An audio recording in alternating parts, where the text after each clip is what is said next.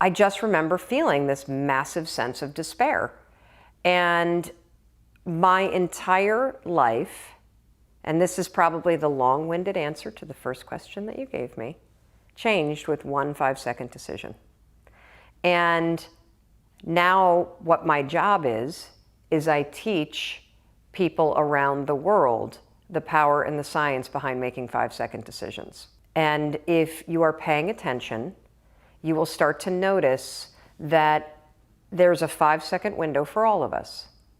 There's a 5-second window between the moment that your inner wisdom, your instincts, your second brain, your gut, whatever you want to call it, all of that unique power that's in you, that comes from your DNA, that comes from your life experiences, that comes from, everything that you've learned in your life, situational intelligence, all of that, when it speaks to you and tells you to move, to speak, to take some form of action, you only got 5 seconds to move before your mind will talk you out of it. Right, and you call it the emergency brake, right? Yes, so what we do is we tend to pull the emergency brake because your mind is designed to do 3 things.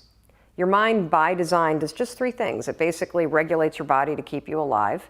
It also, when you're sleeping, half of your mind shuts down and the other half catalogs everything that happened to you today so you can have memories. And the third thing that your mind does is it protects your ass. And the main way that it does that is it does that by magnifying risk. Magnifies any situation or any conversation. And so, what happened for me is I realized as my life was circling the drain and we're facing bankruptcy and Chris is on the couch, that this was not the situation that I wanted.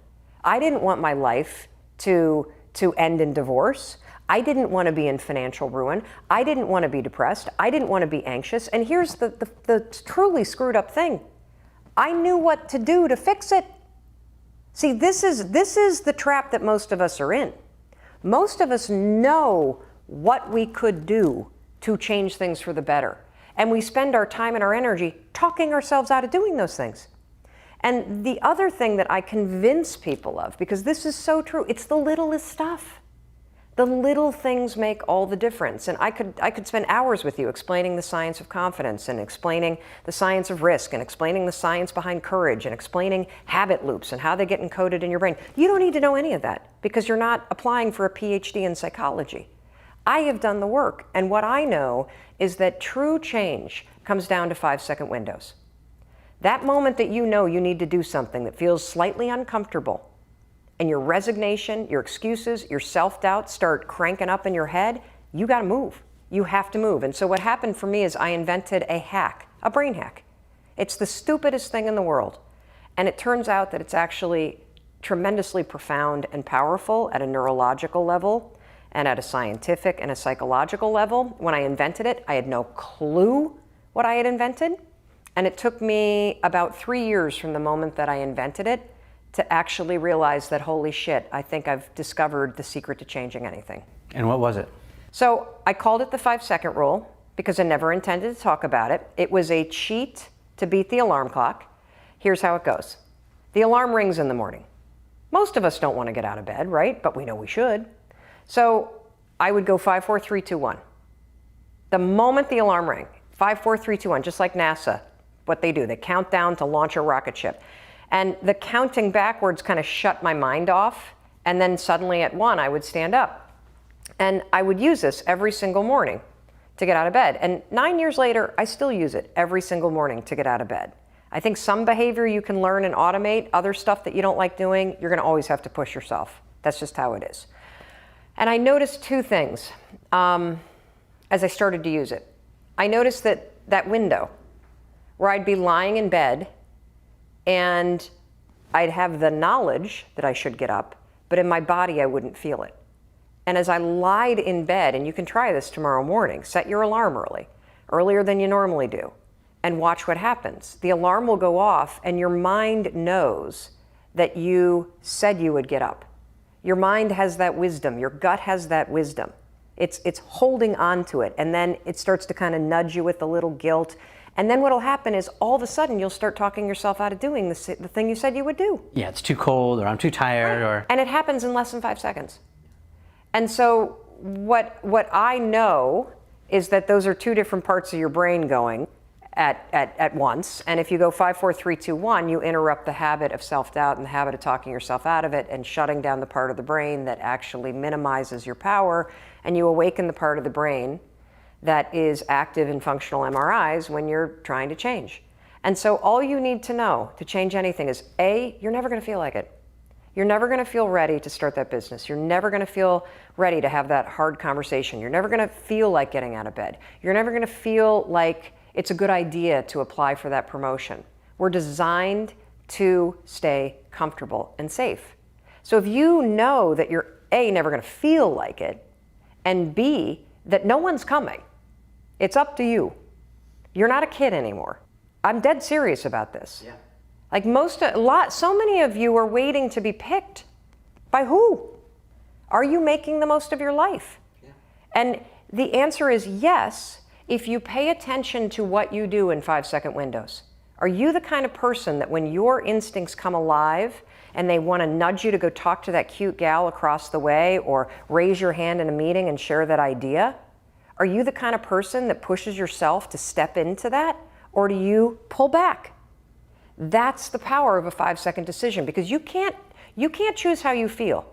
You can't. Yeah, maybe you can go and become a Buddhist monk and meditate for 4 months and get full control of your physiology, and yeah, technically you can control how you feel, but you and I can't. We got a job, you got kids you got to raise. You can't, that's not possible.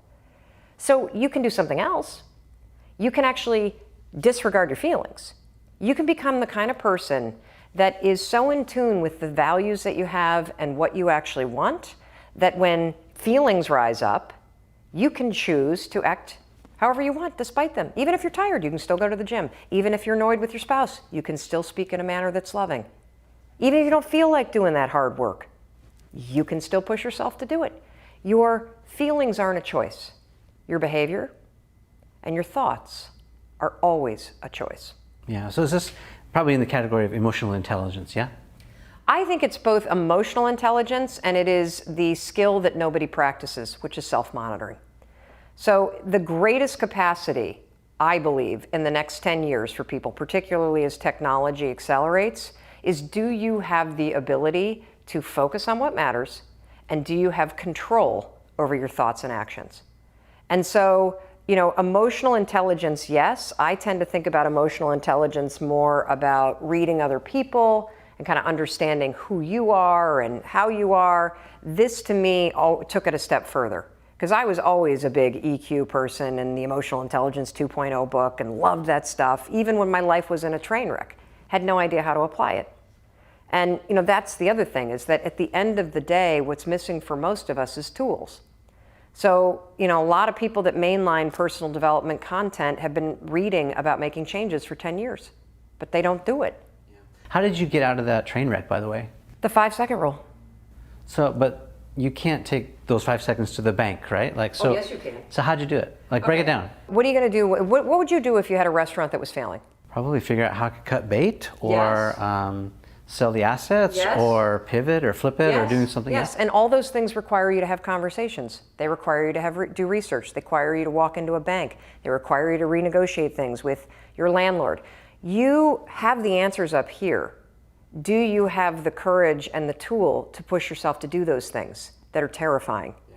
That it's easier to tell yourself, oh, that's not going to work, so I might as well not even try it. You have no idea. Yeah. Yes. And so what happened is, once I started using it to get out of bed on time, 5, 4, 3, 2, 1, get up, I started to notice, holy cow, all day long there are these 5-second windows where I know what I should be doing.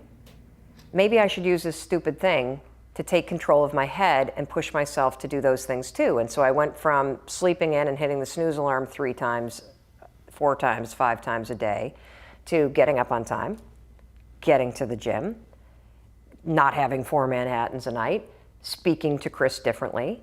Instead of complaining about the fact that I had lost this television show with Fox, actually picking up the phone and cold calling for auditions, something that I was terrified to do. And slowly but surely, because I was changing myself 5 seconds at a time, making decisions that scared me, making decisions that I was convinced weren't going to work. I was doing it anyway. I started to change. I became the kind of person that stopped thinking about stuff and complaining about stuff, and I became the kind of person that I always had wanted to be, the kind of person that makes things happen. I saw myself changing. And what happens is, you can follow anybody's step-by-step program. You can, and it might work. Most of them do. Every diet will work. The problem is we don't go internal first. You cannot change your life unless you go inside first, you figure out who you are, what your own wisdom is telling you to do, and you start to actually believe it and follow it. Because if you don't develop simply the ability to get up when you said you would, to eat what you said you would, to exercise because you said you would, to talk in a way to your kids that's patient because you said you would, you will never have the self-confidence to succeed in any environment.